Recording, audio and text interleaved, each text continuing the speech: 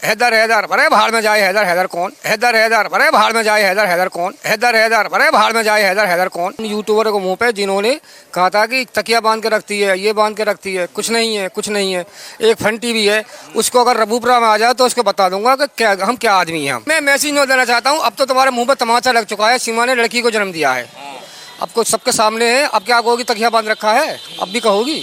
एक बार आस्था माँ आई थी, आस्था माँ यहीं से ही बाहर कर दी थी हमने। आज आए थे वो, आज तो मैं भगाने आई थी, बैनर लेके आई लगा के आई थी कि सीमा को भगाओ, सीमा को भगाओ। तो आज था माँ की इतनी बेइज्जती करी थी यहाँ पे लोग गाँव वालों ने बाहर निकाल के खड़ी कर दी। क्योंकि पाकिस्तानियों ने तेरी माँ के साथ जो कुछ किया हुआ है, फिर उसके बाद वो जंगल के हफ्शियों ने जो किया हुआ है, तेरा गुस्सा जायज है। अब तू गालियां निकाल पाकिस्तान को तो हम समझ जाएंगे तू पाकिस्तान को गालियां क्यों निकाल रहा है। और ये कह रहा है कि कौन सा गुलाम हैदर, तो मैंने कहा मैं इसको याद करा दूं कि कौन सा गुलाम हैदर। अब मैं इससे मुखातिब हूं और इसको मैं बताने लगा हूं कि गुलाम हैदर कौन है।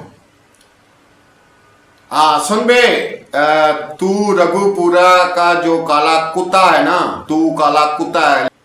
गुलाम हैदर वो है जिसकी बीवी और जिसके 4 बच्चों को तुमने यरगमाल बना के रखा है और उसकी कमाई खा रहे हो, वो है गुलाम हैदर। कौन है गुलाम हैदर? वो है जिसकी बीवी ने आके तुम्हें जो 2-2 दिन तुम रोटी नहीं खाते थे, वो रोटी दी नाच नाच के, वो है गुलाम हैदर।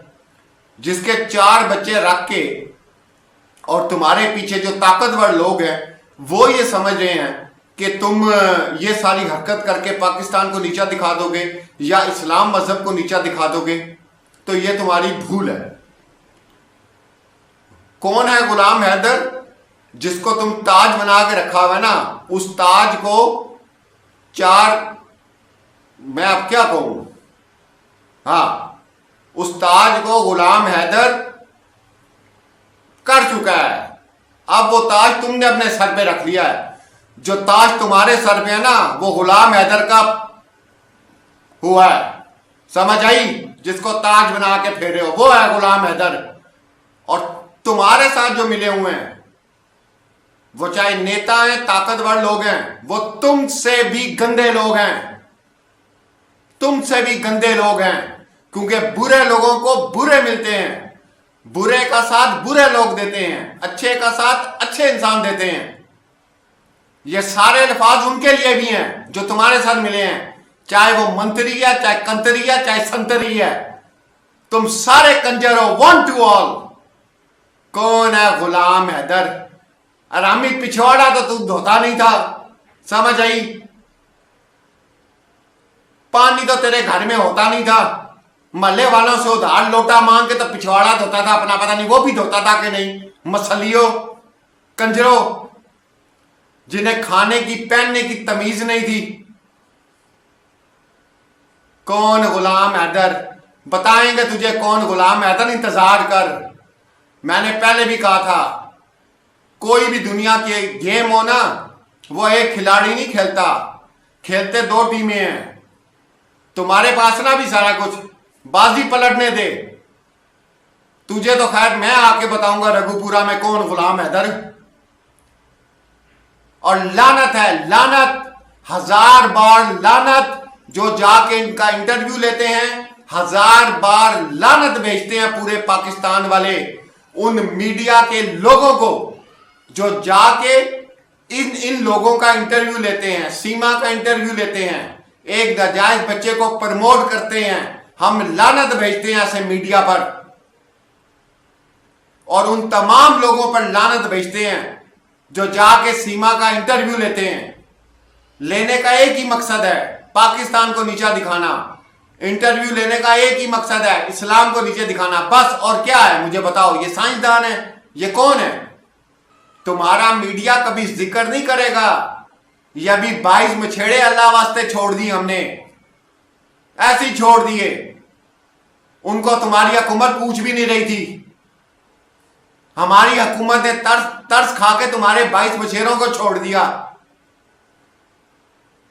ये है तुम यहां के सिटीजन हो, पूछते भी नहीं है मुड़ के। ये तुम्हारा मीडिया नहीं बताएगा। एक भी मीडिया ने खबर चलाई कि जिस दिन पाकिस्तान और इंडिया का मैच था उसके 2 दिन पहले 22 मछेरे जो हैं वो रिहा किए गए हैं पाकिस्तान से? किसी एक मीडिया को गैरत आई? नहीं, क्योंकि खौफजदा है। और जब इंसान खौफजदा, और बल्कि जानवर भी ये खतरत है, वो फिर हमला करता है, फजूल किस्म का हमला ना, खौफजदा इतना होता है। पता नहीं क्यों खौफजदा हो। अल्लाह तुम्हारा खौफ दूर करे भाई, हम तो तुम्हारे लिए दुआ करते हैं। चल तू अब निकल, तेरी कर ली जो मैंने कर दी थी। अब इस दगड़ दल्ले की बात करते हैं। ये दगड़ दल्ला जो है, इसकी हमने हिस्ट्री पता की। मैंने आपको कहा था कि हम लोग वर्क करते हैं, रिसर्च करते हैं, एपी सिंह कौन है भाई, इसको पाकिस्तान के साथ क्या मसला है।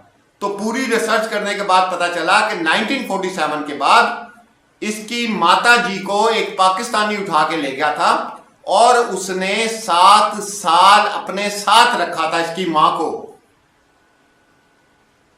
और 7 साल इसकी मां को अपने पास रखने के बाद एक रात इसकी मां का मौका मिला घर से भागने का, तो वो भागती भागती जंगलों में चली गई। वहां पर इसको हबशी मिले, इसको पता नहीं कौन कौन मिले एपी सिंह की मां को। उसके बाद उन्होंने कहा हम भी तेरे साथ ये करेंगे तो तुझे इंडिया छोड़ेंगे। वो मान गई क्योंकि उसने इंडिया जाना था। तो वो 6 रातें उन हबशियों के साथ रही है, जिसमें कुछ मुसलमान थे, कुछ हिंदू बहन भाई थे, कुछ सिख थे, कुछ क्रिश्चियन थे। ये मां इसकी उनके पास रही है। और जब वो उनका दिल भर गया, 7-8 दिन इसको अपने पास रखकर फिर इन्होंने इसको बॉर्डर क्रॉस करके उधर कर दिया। और जब ये उधर पहुंची तो उसकी मां हामला थी। और उस वक्त जो बच्चा पैदा हुआ वो एपी सिंह था। ये इसकी हिस्ट्री है। और ये वो गुस्सा है जो आकर पाकिस्तान और मुसलमानों पे निकालता है। इसका बनता है भाई। तेरी मां के साथ बड़ी ज्यादती हुई है भाई, हमें पता चल गया है। तेरी गालियां देना पाकिस्तान को, तेरा ये कहना कि यहां पे आतंकवादी पलते हैं, तेरा ये कहना कि ये खराब लोग हैं, तू सही कहता है। गुस्सा तो तू निकालेगा, गुस्सा तो तू निकालेगा। 7 साल तो तेरी मां एक पाकिस्तानी के साथ रही है, उसके बाद 8-9 हबशियों के साथ एक जंगल में रही है, जिनके नुत्फे से तू पैदा हुआ है। तेरे तो बाप का भी नहीं पता, तेरे तो बाप का भी नहीं पता तेरा बाप है कौन।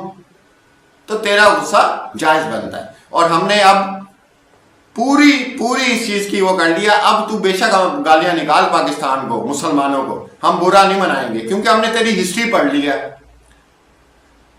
तेरी मां जो है एक पाकिस्तानी के साथ 7 साल रही है। तो अब हमें हिस्ट्री पता चल गई है।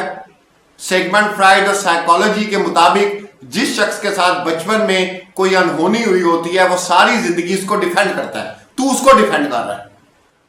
और बाकी जिन तक ये पैगाम पहुंचा वो भी समझ जाएंगे कि पाकिस्तान को इसलिए गालियां निकाल रहा है कि एक पाकिस्तानी 1947 के बाद इसकी मां को उठा के ले आ गया था और 7 साल नाजायज संबंध में उसको रखा था, ना उसको निकाह किया उसके साथ, 7 साल उसको रखा रखैल बना के। फिर ये बेचारी वहां से भागी और जंगलों में गई, जंगलों में मिल गए हबशी हर नस्ल के थे। उसने कहा मुझे बॉर्डर क्रॉस कराओ, उन्होंने कहा तुम्हें हमारे साथ रहना पड़ेगा। 7 साल ये उन हबशियों के 7 दिन ये उन हबशियों के साथ रही। जब उनकी आग ठंडी हो गई फिर उन्होंने कहा जा तू इंडिया जा। और उसके ठीक 9 माह के बाद एपी सिंह पैदा हुआ। तो ये पूरी हिस्ट्री है एपी सिंह की, जो पाकिस्तान को बुरा भला कहता है। ये थी तुम्हारी आज की क्लास। तुम्हारी वीडियो सामने आने दो, तुम अपने मुंह खोली जाओ, उन पे मैं खड़ा हो के मूतता रहूंगा। ये जो था रघुपुरा का काला कुत्ता, और ये इसकी हिस्ट्री मैंने आपको बता दी है। ये इसलिए पाकिस्तान से खार खाता है। अब कल मिलूंगा, तेरी वीडियो और कोई मुझे नजर आ जाए कहीं पे।